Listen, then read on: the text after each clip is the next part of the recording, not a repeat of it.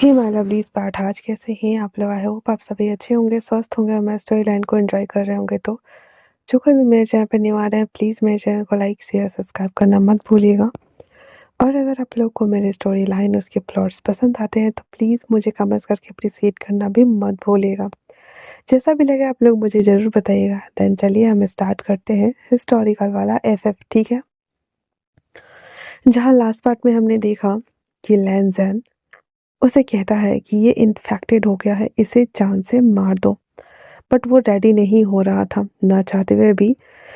जब वो अपने दोस्त के ऊपर ही हमला करता है तो जिंगी को उसे जान से मारना पड़ता है। उसके बाद उसकी डेड बॉडी को वहीं पे दफना दिया जाता है।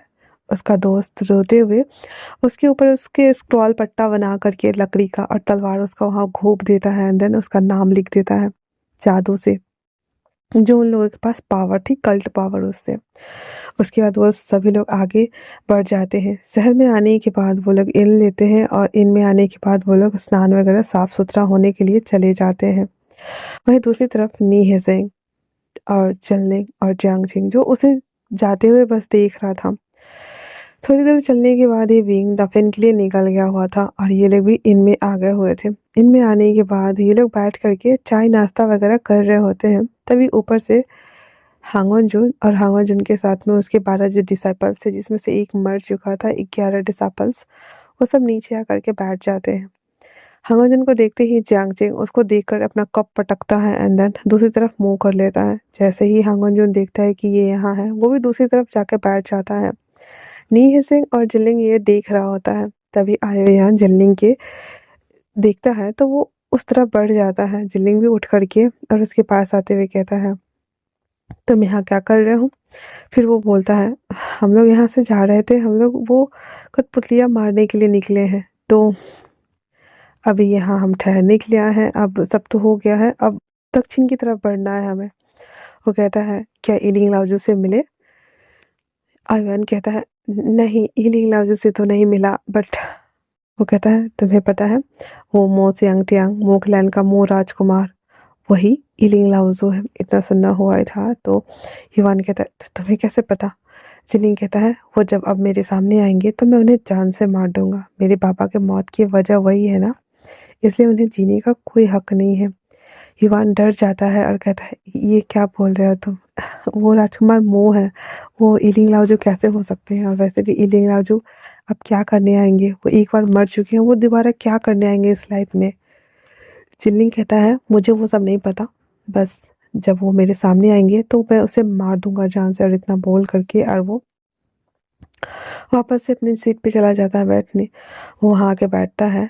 वांगजी उसे देखता है उदास। जिंगई, युआन और वांगजी तीनों बैठे हुए थे। तो वांगजी पूछता है, क्या हुआ है? और वो चाय को ना फूंक के पी रहा होता है। ये जो विंग के बारे में जिलिंग ने कहा था वो बता देता है और कहता है, पता नहीं वो कहाँ होंगे, हम उसे कहाँ ढूंढने जाए? वांगजी कहता है, युवान, धीरे धीरे करके तुम दक्षिण की ओर बढ़ना। जब तक मैं ना आऊँ तब तक कोई फैसला नहीं लेना। कुछ भी हो जाए तुम्हें बस रुकना है और मेरा आने का वेट करना है। उससे पहले कोई एक्शन नहीं, इनमें हमारा वेट करना, ठीक है ना? मैं अभी जाता हूँ। इतना बोलकर वो चाय फिनिश करता है एंड देन वो बाहर आ जाता है। शहर से बाहर निकलने के बाद वो अपने स्वॉर्ड पे फ्लाई करता हुआ वो दाफिन की ओर बढ़ जाता है। वो वैसे ही जैसे विंग गया था वैसे ही हर चीज़ को पार करते हुए उस कैब की तरफ बढ़ता है तो उसे एक बांसुरी की धुन सुनाई देती है, जिसे सुनने के बाद वांग जी के कान खड़े हो गए थे और वो धीरे धीरे करके उस ओर बढ़ रहे थे। वो जैसे जैसे बढ़ रहे थे वो मदहोश हो रहा था। हवा बिल्कुल साफ थी, सुथरी थी और एक धुन जो कि बज रही थी उस हवा में गूंज रही थी। वांग जी उस तरफ बढ़ते हुए जाता और कहता है, विंग। जब ये सुनना हुआ था कि विंग ऊपर से कूदता है एमिन की मुंह से अंगटियां और वो भाग कर आकर लैंसन के गले लगा लेता और कहता है, लैंसन, तुम आ गए। मुझे लगा नहीं था कि तुम आओगे। मुझे बिल्कुल नहीं लगा था कि तुम आओगे। मुझे लगा कि मैं पहले की तरह पूरी दुनिया से बेगाना, अपमानित किया हुआ, गिरा हुआ महसूस करा इंसान मैं इसी गुफा में फिर से दम तोड़ दूंगा। मुझे चाहने वाला, मुझसे बात करने वाला कोई नहीं है। मुझे अकेले ही इस गुफा में रहना होगा। लैंजन, क्या तुम मेरे लिए आए हो? बताओ मुझे।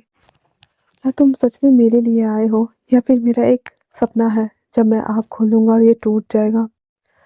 अंग जी उसकी फेस को अपने आप से दूर करते हुए होल्ड करते हुए कहता है, आँखें खोलो, देखो मुझे, ये तुम्हारा सपना नहीं हकीकत है और मैं अपने विंग के पास लौट आया हूँ। इतना बोलने के साथ ही वांग जी उसके लिप्स को कैप्चर करके उसे किस करने लगता है। विंग के हाथ से वो बांसुरी नीचे गिर जाती है और वो अपने कपड़े को ऊपर अपने हाथ से पकड़े हुए था। वांग जी जब उसे जी भर के किस कर लेता है तब वो उसे कहता है, अब यकीन हुआ? फिर से दोबारा से उसके लिप्स को कैप्चर करके उसे सक करते हुए कहता है, अब यकीन हुआ? विंग कहता है, लहनसान, ये सच में सपना नहीं है ना? अगर सपना नहीं है तो प्लीज़ मुझे महसूस करो, क्योंकि मैं सच में थका हुआ हूँ, बहुत ज़्यादा। मुझे अभी-अभी सब याद आया है, जो कुछ भी मेरे साथ हुआ था वो सब। अब मैं रिपीट नहीं करना चाहता। मैं नहीं चाहता कि लोग मुझे बुरा बोले और मार डालें मुझे। मैं लोगों के द्वारा अपमानित किया हुआ महसूस करूँ और खुद को मार डालूँ। मैं वो सब नहीं करना चाहता लहनजान। मैं तुम्हारे साथ, तुम्हारे आगोश में रहना चाहता हूँ। मैं तुम्हारे साथ सोना चाहता हूँ। मैं तुम्हें पाना चाहता हूँ। क्या ये पॉसिबल है? लहनजान उसकी बात सुनता है, विंग को खींचते हुए कीव में लेके आता है। वहाँ पे बेड वगैरह कुछ नहीं था। लहनजान अपने पावर से गेट को बंद करता है, अपने एक लेयर को उतार कर पूरा उस पर बिछा देते हुए और विंग को लेकर बैठते हुए कहता है, हाँ विंग। विंग कहता है, ये क्या कर रहे हो लहनजान? लहनजान विंग के बालों को ठीक करता है और कहता है, जरा मुझे देखने तो दो इस फेस को। कितने सालों बाद देख रहा हूँ मैं। मैंने उम्मीद खो दी थी तुम्हारे आने की। मुझे लगा बस तुम्हारी यादों के सहारे मुझे जीना पड़ेगा, पर तुम मेरे सामने हो विंग, और तुम्हें लगता है कि मैं तुम्हें बस जाने दूंगा। मैं लिंजन तुम्हें भी बोसियान को अपना पार्टनर बनाता हूँ, कल पार्टनर, लाइफ पार्टनर। इतना बोल करके वो धीरे धीरे विंग को नीचे लिटा देता है। वांग जी उसके बगल में वो भी लेट करके उसके फेस को स्कैन करते हुए उसके लिप्स को वापस से किस करता है। उसके लेयर लिप्स को ओपन करके माउथ को अंदर टंग इंसर्ट कराते हुए धीरे धीरे करके उसे क्लीन करते हुए उसे सक करना स्टार्ट करता है। वांग जी ये सब जब कर रहा था तो विंग वो बस टुकुर टुकुर देख रहा था। वांग जी किस करना ब्रेक कट के कहता है, यकीन करो मैं तुम्हारे सामने हूँ विंग। और इतना बोलकर उसके कपड़ों को खोलना स्टार्ट कर देता है। विंग कहता है, मैं एक मैन हूँ। वांग जी कहता है, हाँ, जो विंग था वो एक मैन था, पर तुम्हें तो एक मर्द पसंद है ना विंग। वो सेंग टैंग वो समझ गया था, क्योंकि वो वांग जी के करीब आते ही अट्रैक्टिव फील करने लगा था। वो हमेशा चाहता था कि वांग जी उसे होल्ड करे, पकड़े, प्यार करे, सब कुछ करे। इसीलिए वो समझ पा रहा था और वो कुछ नहीं बोलता। वांग जी उसके पूरे कपड़े को खोल देता है एंड देन उसकी टमी के ऊपर हाथ चलाना स्टार्ट करता है। धीरे धीरे करके वो विंग को प्रिपेयर करता है और प्रिपेयर करने के बाद उसके साथ वो इंटीमेट होता है। जब वो उसके साथ इंटीमेट हो रहा था तो वो विंग को कहता है कि मेरी तरफ देखो, मैं चाहता हूँ कि तुम्हारे फेस के सामने सिर्फ और सिर्फ मैं रहूँ। मैं चाहता हूँ कि जब भी मैं तुम्हें करीब लाऊं, तुमसे प्यार करूँ या जो कुछ भी करूँ, उस वक्त तुम मेरा चेहरा देखो। मैं बस इतना ही चाहता हूँ भी। और इतना बोल करके वो उसके साथ इंटीमेट होना स्टार्ट करता है। वो सब कुछ हो जाने के बाद विंग वांग जी के बाहों में था और वांग जी उसके बालों के साथ खेलते हुए कहता है, हमें दक्षिण की ओर जाना होगा, वहाँ पे मैंने सारे बच्चों को भेजा है। विंग कहता है, क्या तुम्हें यकीन था कि मेरी याददाश्त आएगी? वांग जी कहता है, मुझे यकीन था कि तुम मेरे पास जरूर आओगे। एक पल के लिए तो मैंने भी उम्मीद खो दी थी। मैं भी हार चुका था, थक चुका था। सबने कहा था और मैंने मानना शुरू कर दिया था। फिर अचानक से तुम मेरी लाइफ में आ गए और अचानक से मुझे पता चला कि तुम हो। और विंग याद करता है कि वांग जी ने उसे गले लगाया था। उसे देखते ही विंग के होश उड़ गए थे और वो कहता है, सच में? तो वांग जी कहता है, सच में? क्या ऐसा नहीं था?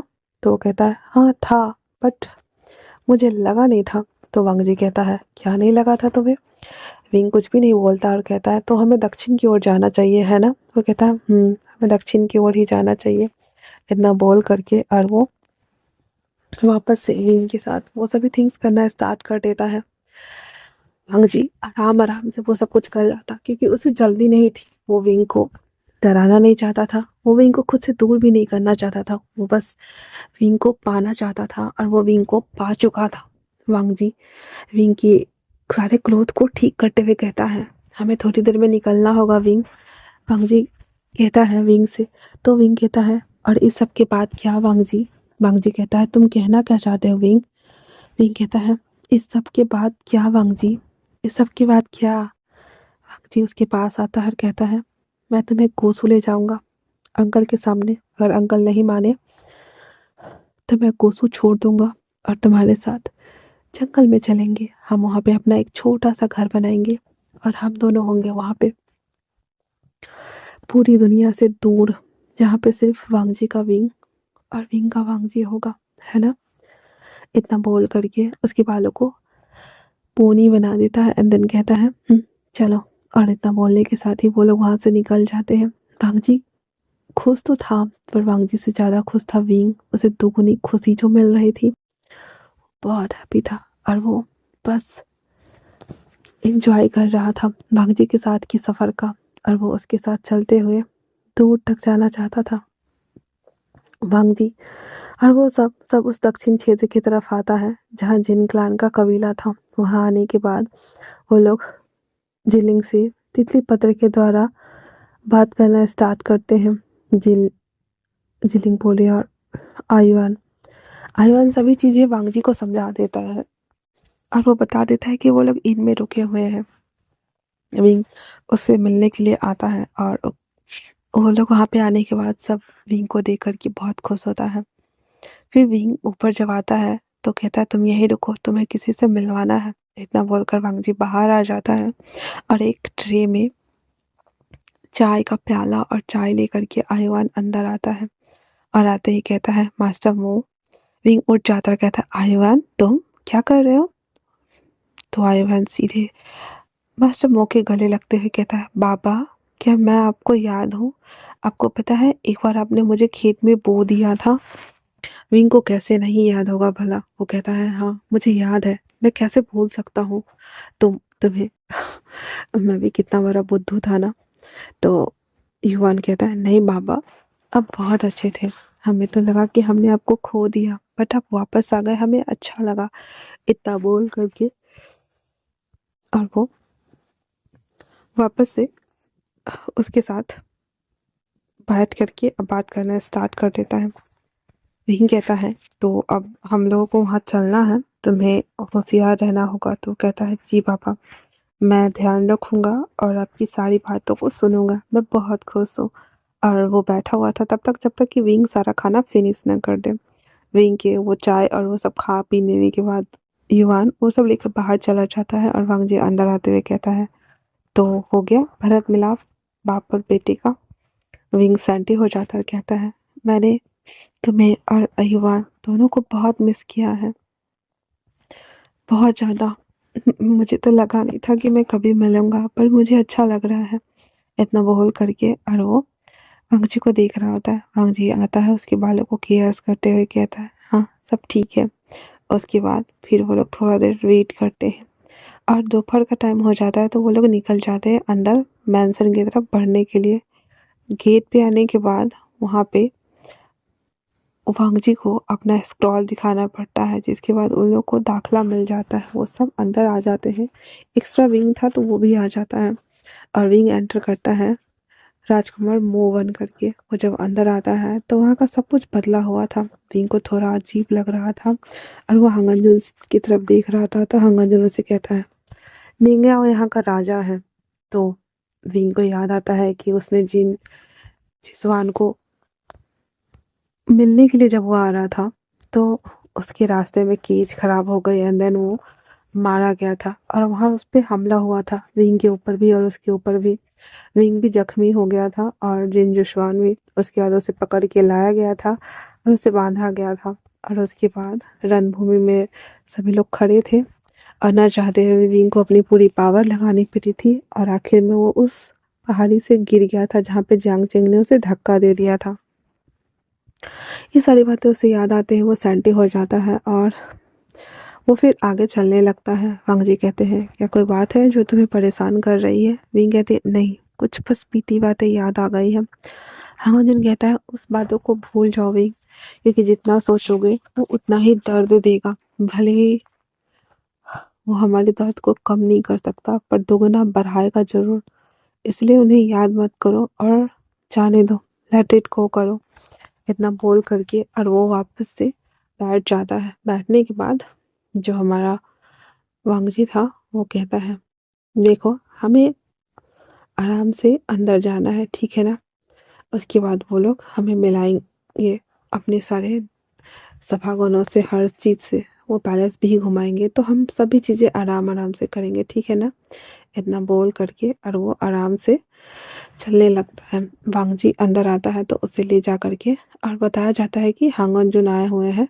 तो मिंग्या खुद आता है उसको ग्रीट करने के लिए, क्योंकि ये लैन सीजन के भाई थे और अगर इसका अनादर करता तो सीधे सीधे लैन सीजन का अनादर माना जाता। इसलिए मिंग्या खुद आता है उनका स्वागत करने के लिए। और वो मो सियांग ट्यांग को देखता है तो उसे बहुत नफरत हो रही थी, लेकिन उसे ये नहीं पता था कि ये ईलिंग लाओजो है। उसके बाद वो लोग उसे ठहरा देते हैं उसके घर में।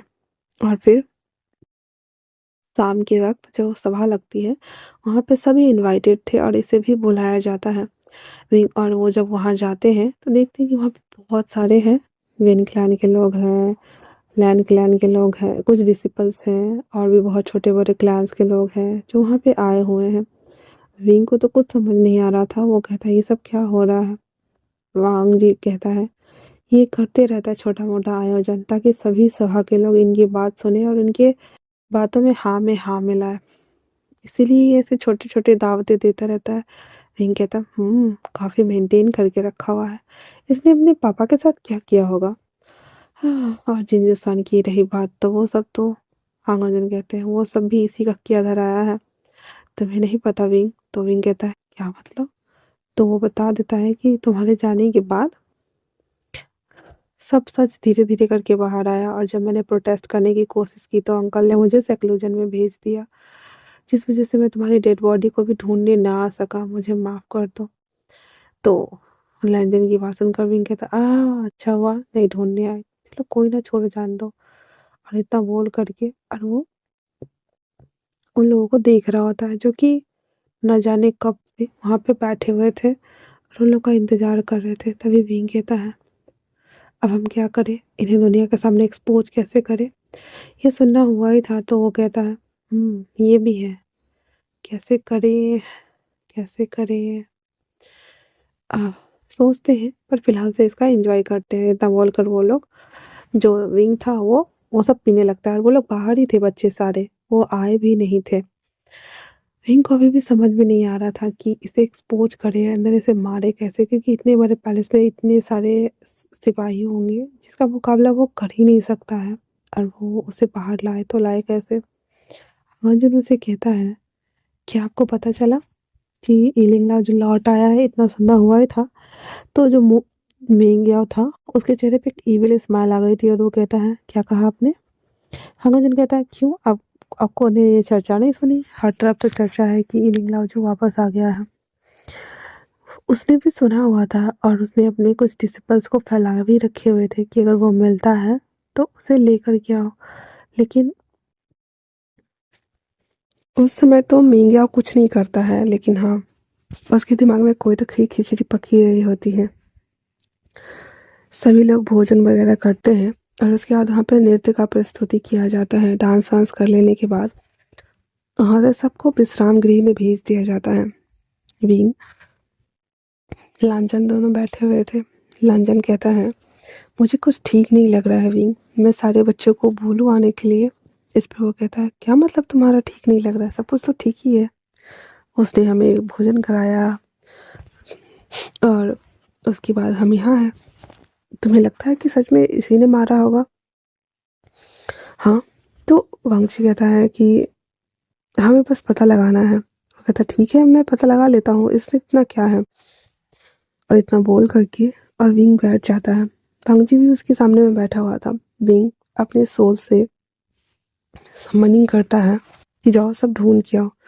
विंग एकदम मेडिटेशन पोस्चर में बैठा हुआ था और उसका पूरा सोल उसके पूरे पैलेस को चक्कर काट रहा होता है। चक्कर काटने के बाद वो लास्टली मिंग याओ के कमरे में जाता है और फिर वो वहाँ पे एक लेटर देखता है जिसपे उसकी वाइफ ने पढ़ के वो रखा हुआ था वहाँ पे, और ये लेटर किसी और नहीं बल्कि नी हिसेंग ने ही भिजवाया हुआ था। वहीं दूसरी तरफ वो एक सीक्रेट कमरा देखता है जिसके अंदर उसकी सोल जाती है और वहाँ पे बहुत सारी चीज़ें थी। इवन इन लोहा भी रखा हुआ था और एक डेड बॉडी पड़ी थी जिसके ऊपर एक्सपेरिमेंट चल रहा था। ये सभी चीज़ें देखकर तो विंग की हालत ख़राब हो जाती है और वो डर के मारे वहाँ से वापस भाग आता है और वो फिर वांगजी से कह देता है होश में आने के बाद कि उसने उसके कमरे में ये सभी चीज़ें देखा। वांगजी को यकीन नहीं हो रहा था कि क्या सच में मिंग याओ ही ये सभी चीज़ें कर रहा है। वो विंग की तरफ देख रहा होता है तो विंग कहता है क्या आपको मुझ पे यकीन नहीं है? वांगजी कहता है मुझे है विंग, मुझे है। विंग कहता है ठीक है, तो अब हम क्या करें? इतना बोलना हुआ ही था कि डोर पे नॉक होता है। एलन मिंग याओ और अपने कुछ डिसिपल्स के साथ में आया हुआ था और वो आते ही कहता है हांगन जुन आप हमारे साथ चलिए, और इतना बोल करके और वो विंग को लेता है और हांगन जुन को, वो दोनों उसको ले करके और एक सुनसान जो छोटा सा ही टेम्पल टाइप का जगह था वहाँ पे लेकर के आता है। वांगजी कहता है हम यहाँ क्या कर रहे हैं? उस टेम्पल पे कोई नहीं था, वो टेम्पल पूरा का पूरा खाली था। वहाँ पे वो गेट ओपन होते ही सब लोग जब अंदर आते हैं तो देख करके वांगजी कहता है आयुआन। वो कहता है आपका बेटा वो यहाँ है तो उसके माता पिता को भला हम उनसे दूर कैसे रख सकते थे? तभी आयुआन कहता है पिताजी, और इतना बोलना हुआ ही था कि कुछ डिसिपल्स उन दोनों को भी पकड़ के ले जाते हैं, देन बांध देते हैं। उसके बाद वो विंग को कहता है तो तुम ही हो ना मास्टर इली, आप मुझे वो बांसुरी दे दो और चुपचाप से वहाँ जाके बैठ जाओ। विंग कहता है मैं बांसुरी क्यों दूँ भला? तो इस पे विंग याओ कहता है क्योंकि मुझे इन लोहा से बहुत सारे कठपुतलियाँ बनानी जो हम। विंग हंसते हुए कहता है ये बांसुरी तो एक महज बाजार से खरीदी गई है, इस बांसुरी में ऐसा कुछ भी नहीं है जिससे कि तुम इसकी हेल्प से कुछ कर सकते हो। तो मिंग याओ कहता है झूठ बोलना मना है, झूठ मत बोलो। वो कहता झूठ नहीं बोल रहा, मैं सच कह रहा हूँ, तुम्हें यकीन क्यों नहीं हो रहा है? देखो ये एक महज मामूली सी बांसुरी है जिसे मैंने बाजार से खरीदा है। तो फिर मिंग याओ झल्लाते हुए कहता है तो फिर मैं उन कठपुतलियों को कंट्रोल कैसे करूँ जैसे कि तुम करते थे? इस पे वो कहता है देखो मेरे पास तो इन लोहा का पावर्स तो थी, मैंने ब्लैक मैजिक भी सीखा था, तुम भूल गए क्या? इसी वजह से मैं उन्हें कंट्रोल कर पा रहा था।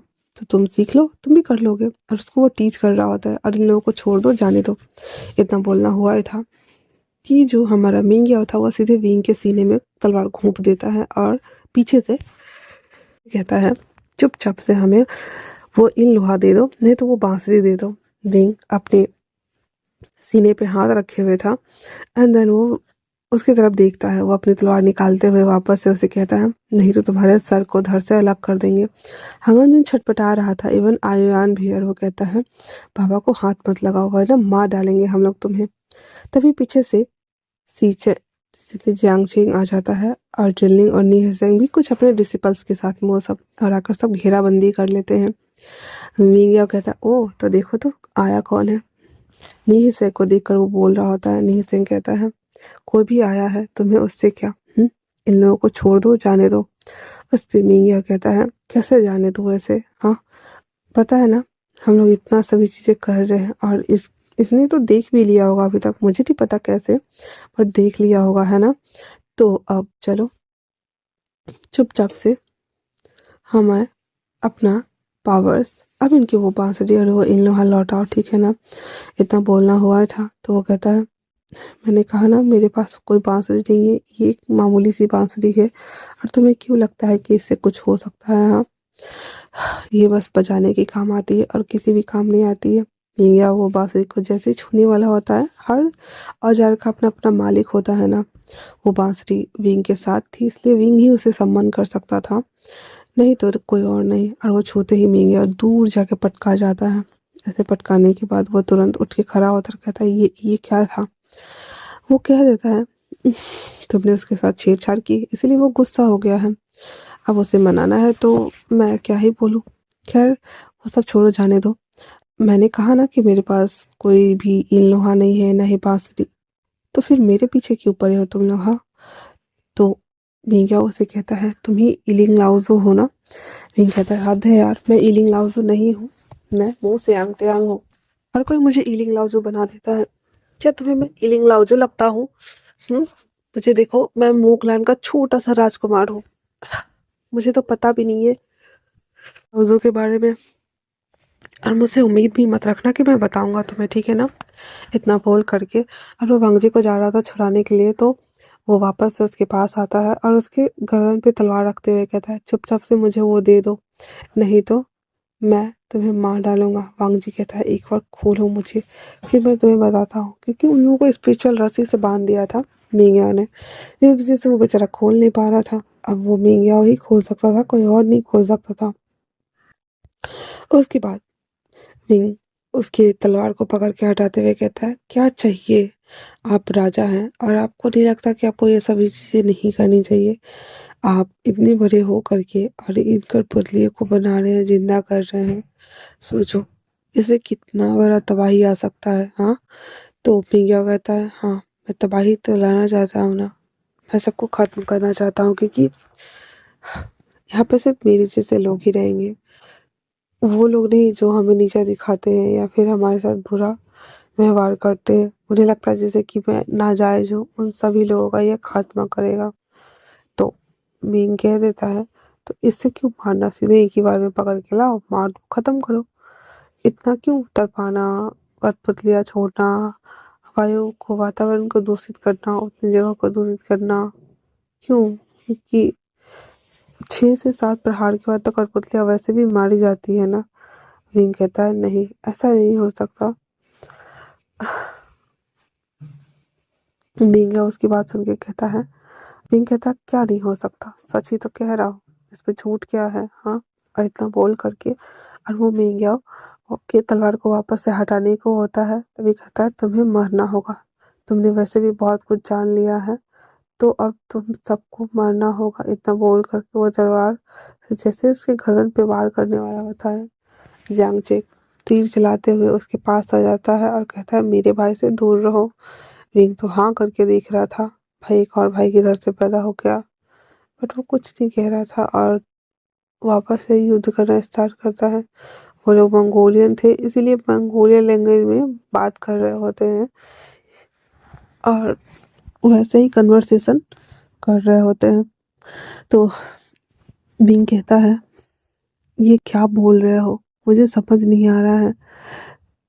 विंग की बात सुन करके जियांग चेंग कहता है उससे, तो विंग कहता है, छोड़ो भी, बाद में बताऊंगा, और उसके बाद फिर सब लड़ना शुरू कर देते हैं। विंग भी अपनी सुपर नेचुरल पावर से उन लोगों से लड़ रहा होता है। देखते देखते वहां पे घमासान युद्ध शुरू हो गया था। ज्यादा लोग नहीं थे उस खंडर वाले मंदिर में, बहुत कम लोग थे, लेकिन युद्ध शुरू हो गया था। जो मिंग्याओ था उसका कुछ डिसाइपल्स थे और जियांगचे, ये सब में विंग भी लड़ रहा होता है, लेकिन उसको ब्लड लग, जो तलवार थी ना वो लगी थी बहुत ज्यादा, जिस वजह से वो अपने आप को थोड़ा कैरी नहीं कर पा रहा था। वांगजी कहता है विंग से, मुझे खोलो विंग, अभी के अभी। विंग उसके पास आ जाता है, देन उसे खोलना शुरू करता है। विंग को अपनी जगह पे बिठाने के बाद वो कहता है, यहाँ से हिलना मत, ठीक है ना, मैं देखता हूँ इसे, तब बोल करके और वो मिंग्याओ से लड़ना शुरू कर देता है। अच्छे से फाइट होने के बाद लास्टली वांगजी मिंग्याओ का गला धड़ से अलग कर देता है और उसे मार देता है जान से। जब वो जमीन पे पड़ा हुआ तड़प रहा होता है, तो विंग उसके पास आते हुए कहता है, आपने इसे जान से मार दिया, क्यों, सच में आप मुझसे इतना प्यार करते हैं? वांगजी कहता है, हाँ, एक बार तो मैंने तुम्हें खो दिया है, दूसरी बार मैं तुम्हें खोना नहीं चाहता। विंग विंग सन्नी हो जाता है और उसे गले लगाना चाहता था, लेकिन अभी का माहौल ही कुछ और था, अभी भी कुछ और डिसिपल्स बचे हुए थे उसके, तो वो सबको पकड़ पकड़ के सबको काटना पीटना शुरू कर देता है। और जब ये खत्म हो जाता है, कुछ साथी को, जो उसके डिसिपल्स थे, वो सबको बचाता है और उसके बाद वो लोग वहाँ से निकल आते हैं। सीचन कहता है, इन सारी घटनाओं का जियांगजिंग जिम्मेदारी मैं ले लूंगा, आप चिंता मत कीजिए, कम से कम बुराई का अंत तो हुआ। और इतना बोलकर वो लोग वहां से निकल करके इन में आ जाते हैं। विंग भी अभी इन लोगों के साथ था। वांगजी अपने कमरे में विंग के सारे कपड़े को, ऊपर वाले कपड़े को खोल चुका था, उसके ऊपर दवाई का छिड़काव करते हुए उसके जो घाव थे ना तलवार के, उसे वो काट मतलब उसके ऊपर वो बैंडेज लगाना और दवाई लगाना ये सब शुरू करता है। और वो उसको ऐसे कर रहा होता है तो जियांग सिंह दरवाज़ा नॉक करता है। वो एक इनर रोब पहन लेता है विंग, और उसके बाद लैंजन उसका दरवाज़ा खोलता है। वो अंदर आते हुए कहता है, तुम ठीक हो वीवूसियान? विंग उसे देखता है, देन कहता है, हाँ मैं ठीक हूँ, बट मैं वीवूसियान नहीं हूँ, मैं मो सियांग टैंग हूँ, आप भूल गए हैं। लैंजन विंग को देख रहा होता है और विंग अपने भाई को। और फिर वो कहता है, हाँ मैं भूल गया था, वैसे आप ठीक है? तो विंग कह देता है, हाँ मैं बिल्कुल ठीक हूँ, आप चिंता ना करें, मैं यहाँ बहुत अच्छा हूँ और बहुत अच्छा फील कर भी रहा हूँ। इतना बोलकर वो चुप हो जाता है। तभी जियांग सिंह वापस से विंग से पूछता है, क्या ये बांसुरी सच में चांचिंग है? तो विंग कह देता है, नहीं ये चांचिंग नहीं है, ये साधारण सी बांसुरी है, मैंने पहले भी कहा है, ये मेरे पिताजी ने मुझे दिया है जब मैं छोटा था। मुझे पता नहीं बांसुरी बजाने का बहुत शौक था, इसीलिए ये सुन कर के वांग जी को अच्छा लगता है। एंड देन सीजन थोड़ी देर रुकता है और वो वहाँ से चला जाता है जियांग से। उसके जाने के बाद वांग जी विंग के पास आता है, उसको अच्छे से टक करके कपड़े वगैरह पहना देता है और कहता है, तुम रेस्ट करो, हम खाना यहीं मंगवाते हैं। फिर वो दोनों वहीं पे खाना मंगवाते हैं और वो साथ में खाते भी हैं।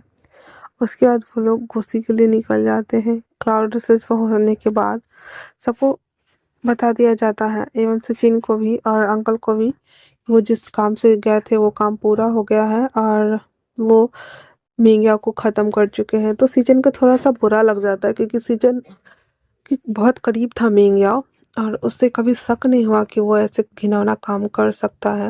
वहीं दूसरी तरफ ये भी बताता है कि वहाँ पे बहुत सारे लोगों के कटे हुए सर मिले हैं जिसके ऊपर एक्सपेरिमेंट किया जा रहा था, और शायद वहीं से फॉर्मूला बाहर जा रहा था जहाँ पे ये कठपुतलियाँ बनती थी। मैंने सबको देखा था अपनी आंखों से, तो ये देखा था तो यकीन करना तो बनता ही है। विंग की बात पर वो लोग यकीन कर लेते हैं और फिर हांगनजुन विंग से कहता है, तुम मेरे साथ चलो विंग। विंग कहता है, कहाँ? हांगनजुन सिर्फ विंग को लेकर के अपनी कॉटेज आ जाता है और वहाँ पे उसे कहता है अंदर आने के लिए। विंग को ऑकवर्ड लग रहा था, तभी वो कहता है, बाबा आप चलिए ना, आपको पता है बाबा आपको कब से ढूंढ रहे थे, कब से वेट कर रहे थे, और आप यहाँ क्या कर रहे हैं? तो उसकी बात सुनकर विंग कहता है, हाँ वैसे तुम भी चलो युवान, हम सब साथ में है ना, इकट्ठे है ना, और तुमने कहा कि मैं तुम्हारा बाबा हूँ, तो क्या हम साथ नहीं रह सकते? तो वांग जी कहता है, आयुवान का घर वहाँ है और थोड़ी दूरी पे था, मतलब 10 कदम आगे था उसका घर। तो आयुवान कहता है, बाबा मैं वहाँ रहता हूँ, आपको जब मुझसे मिलना है तो आप मेरे पास आ जाइएगा, ठीक है ना? इतना बोल कर आयुवान वहाँ से चला जाता है और विंग वापस से अपने उस घर को देख रहा होता है। ऐसा नहीं था कि विंग को याद नहीं आ रहा था, विंग को सब कुछ याद आ गया था। वो जब उसे देखता है उसकी आंखों से आंसू गिरने लगते हैं। वांग जी कहता है, इस सफ़र में हम यहाँ तक आए, अब चलो घर चलने का वक्त हो गया है। तो वांग जी उसके कमर पे हाथ डालता है, अंदर उसे कहता है, चलो विंग घर चलते हैं। विंग सेंटी हो गया था और कहता है, चलो चलते हैं, इतना बोल करके और वो और वांग जी दोनों अंदर आ जाते हैं। विंग जाते हुए इन लोगों को, वांग जी और विंग अंदर आ जाते हैं तो युवान जाते हुए इन लोगों को बस देख रहा होता है और कहता है, फाइनली बाबा और हांगजन दोनों मिल गए, अच्छा लग रहा है मुझे, और इतना बोल करके और वो मुस्कुराते हुए अपने कक्ष में चला जाता है। इधर वांग जी विंग को लेकर के अंदर आता है और आने के साथ ही उसे बेड पे बिठाता है, उसे पानी देता है पीने के लिए और उसे कहता है, तो क्या हुआ? विंग कहता है, कुछ नहीं, बस मुझे सब कुछ याद आ गया था तो मैं थोड़ा सा।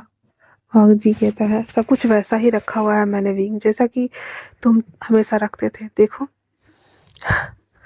अभी अभी तुम खुश हो ना? विंग वांग जी को देख रहा था, वांग जी विंग को देख रहा था और कहते हैं, हाँ मैं खुश हूँ कि हम फिर से मिल गए, मैं खुश क्यों ना होऊंगा वाला, हाँ।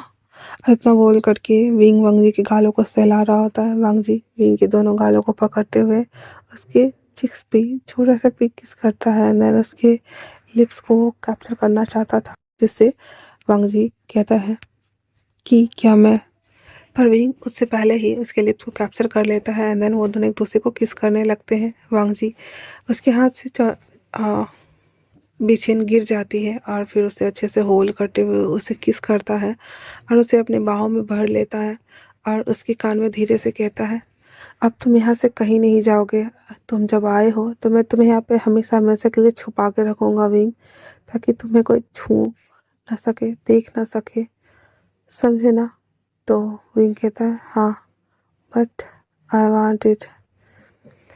वांग जी मुझे किस करो, प्यार करो और मुझे अपने बाहों में थाम के रखो ताकि कहीं मैं खो ना जाऊँ। वांग जी कहता है ऐसा नहीं होगा विंग, अब तुम बस मेरे हो और किसी के और के नहीं हो। हम ऐसे इस नाइट हैंड पे जाएंगे, बहुत सारे लोगों का शिकार करेंगे, बुरी आत्माओं का खात्मा करेंगे और हमारी ज़िंदगी ऐसे ही चलेगी, पर इस सफ़र में तुम मेरे साथ रहना, है ना विंग।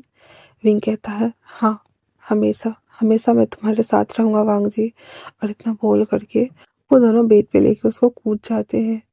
तो आज के लिए इतना ही। कैसा लगा आप लोगों को ये पार्ट, मुझे कमेंट्स करके ज़रूर बताना। तब तक के लिए थैंक्स फॉर वॉचिंग।